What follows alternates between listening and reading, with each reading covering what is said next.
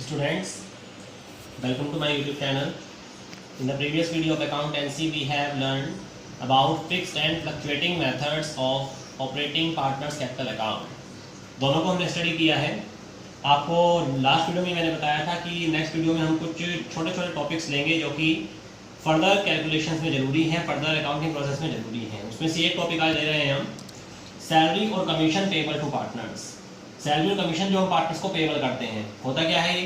It is paid to partners for rendering services as employ और agent. जब कोई partner as a employ या as a agent extra services provide करता है partnership तब में, ठीक दिख रहा तो लो कर लो. तो अगर पार्टनर एक्स्ट्रा सर्विसेज प्रोवाइड करता है एज ए एम्प्लॉय या as a agent in a partnership firm, तो उसको जो बदले पे किया जाता है उसको बोलते हैं हम सैलरी और कमीशन. इसको रेम्यूनरेशन भी कहा जाता है, रेम्यूनरेशन टू अ पार्टनर. अगर partner as a employ work कर रहा है तो उसको सैलरी दी जाती है, एज ए एजेंट वर्क कर रहा है तो उसको कमीशन दिया जाता है. It is paid as per partnership agreement. मतलब क्या है कि पार्टनरशिप एग्रीमेंट में जितना इसके बारे में मेंशन होगा उतना ही ये पे किया जाएगा. और ये आपको पहले ही पता है कि अगर कुछ भी मेंशन नहीं है तो उसको पे नहीं किया जाता है, जो हमने पहले स्टडी किया हुआ है. जर्नल एंट्री की बात करते हैं. जर्नल एंट्री क्या बनती है? इसके रिगार्डिंग दो एंट्री बनती है. पहली बनती है सैलरी और commission to partner account debit to partners capital account oblique current account. अगर फ्लक्चुएटिंग है तो कैपिटल, फिक्स है तो पार्टनर्स करंट अकाउंट को क्रेडिट करते हैं. यानी कि सैलरी को या कमीशन को हम ड्यू कर देते हैं, ये खर्चा है इसको डेबिट किया, पार्टनर की कैपिटल से इंक्रीज हो जाएगी तो उसको क्रेडिट कर दिया. लेकिन ध्यान रखें, फ्लक्चुएटिंग में कैपिटल अकाउंट क्रिएट करने हैं और फिक्स मेथड में करंट अकाउंट क्रिएट करने हैं. बीइंग सैलरी और कमीशन ड्यू. उसके बाद क्या होता है? सैलरी कमीशन को हम प्रॉफिट एंड लॉस में ट्रांसफर करते हैं. तो profit and loss appropriation account debit to salary और commission to partners account. Being salary और commission transfer to profit and loss appropriation. इस तरह से दो एंट्री की जाती हैं. इसके बाद सैलरी की कैलकुलेशन में थोड़ा सा ध्यान रखेंगे. सैलरी अगर आपको मंथली दी हुई है तो हमें 12 से मल्टीप्लाई करना है पूरे साल की सैलरी निकालने के लिए. अगर क्वार्टरली दी हुई है तो जो अमाउंट दिया हुआ है उसमें 4 से मल्टीप्लाई कर देते हैं पूरी एनुअल सैलरी कैलकुलेट करने के लिए. इसके बाद आते हैं कमीशन की कैलकुलेशन कैसे की जाती है. वो थोड़ा सा अलग पॉइंट है, तो उसको आते हैं कमीशन पे, कैसे कमीशन कैलकुलेट करेंगे. Yes students, for calculating partners commission we have to take two options. हमें दो तरह के फॉर्मूले यूज करने पड़ते हैं. ये वही हैं जो आपने 11th क्लास में मैनेजर कमीशन की कैलकुलेशन में पढ़े हैं. अगर हमें net profit before commission mention है कि पार्टनर कमीशन इज गिवन और नेट प्रॉफिट बिफोर कमीशन, तो नेट प्रॉफिट बिफोर कमीशन जो दिया होगा क्वेश्चन में उसको लेंगे, उसको परसेंटेज ऑफ कमीशन से मल्टीप्लाई करेंगे अपॉन 100 कर देंगे. अगर आपको दिया हुआ है पार्टनर कमीशन इज चार्ज और net profit after such commission, तो उस कंडीशन में क्या करेंगे? Net profit before commission calculate करेंगे, जो हमें क्वेश्चन में दिया हुआ भी होता है, उसमें परसेंटेज से मल्टीप्लाई करेंगे और अपॉन कर देंगे 100 प्लस परसेंटेज. यानी कि यहाँ पर परसेंटेज जो है वो प्लस हो जाएगी, जबकि इस वाले केस में प्लस नहीं होती है. तो ये थे पार्टनर कमीशन को कैलकुलेट करने के फॉर्मूले. इसके बाद आइए एक क्वेश्चन लेते हैं, एक एग्जांपल लेते हैं कैसे हम इसको कैलकुलेट करेंगे.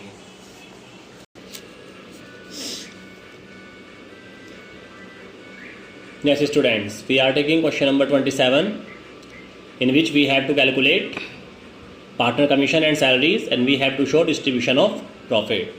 So let's solve question number 27.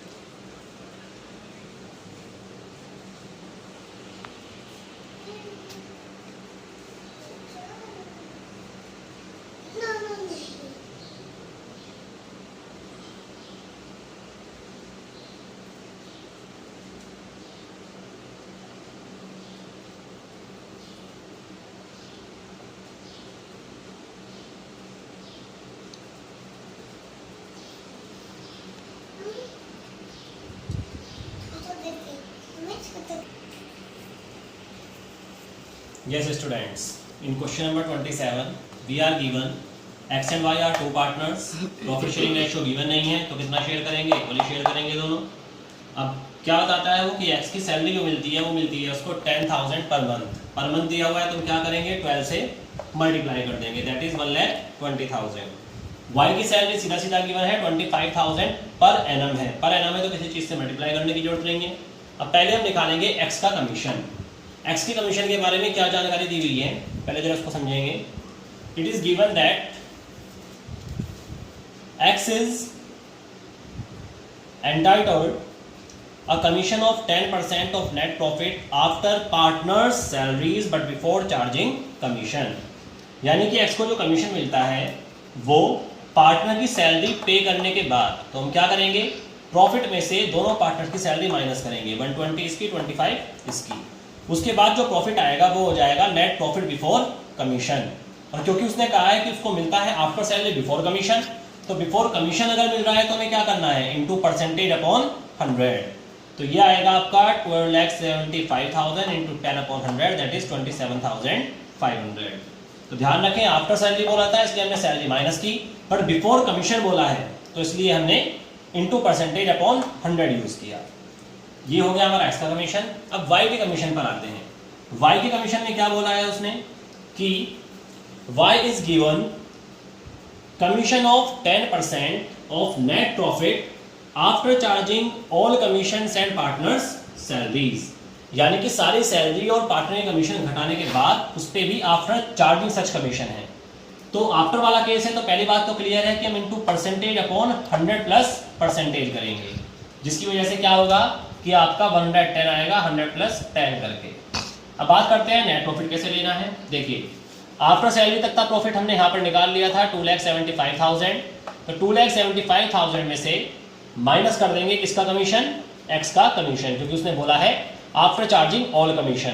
तो यहाँ पर ये जो एक्स का कमीशन है ये माइनस करेंगे. उसके बाद आएगा आपका 2,47,500. सॉल्व करेंगे ये आ जाएगा 22,500. तो वाई की कमीशन में ध्यान रखें कि हमने सैलरी तो माइनस की है, साथ साथ एक्स का कमीशन भी घटाया है, क्योंकि उसने खुद बोला है आफ्टर चार्जिंग ऑल कमीशंस, और आफ्टर चार्जिंग बोला है इसी वजह से हमने इनटू 10 अपॉन 100 प्लस 10 किया है. और एक्स के कमीशन में ऐसा कुछ करने की नीड नहीं थी, क्योंकि वहां पर कमीशन के बाद नहीं बोला, केवल बोला है after charging salary but before commission, तो केवल सैलरी माइनस की.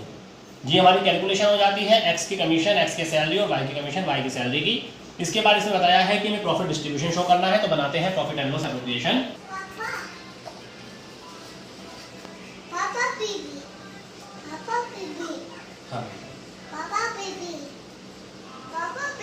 हाँ बेटा baby.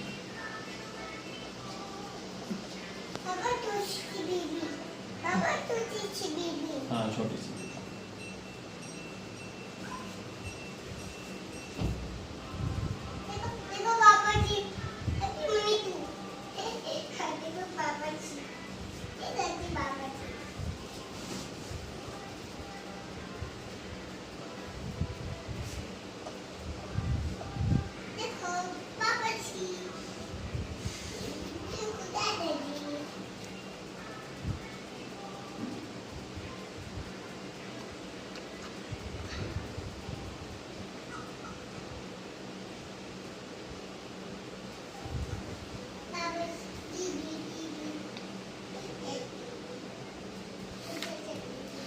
So students, we have shown it all the items. सबसे पहले हमने प्रॉफिट दिखाया, 420 का प्रॉफिट हुआ. उसके बाद हमने सैलरी दिखाई, दोनों ही कैलकुलेट करके हमने अभी कैलकुलेट की है. एक्स की 120 थी, वाई की 25 थी, टोटल किया 145 आ गई. फिर कमीशन दिखाया, एक्स का 27,500 था, वाई का 22,500 था. कैलकुलेशन में हमारी टोटल 50 हो गया. टोटल किया 195 आया, माइनस किया, हमारा प्रॉफिट आ गया 2,25,000. इसको डिवाइड कर देंगे, तो डिवाइड करेंगे इक्वली बांटेंगे इसको. तो 2 partners capital account x and y, and in that situation our answer will be 1,12,500. To x and 1,12,500 to y. So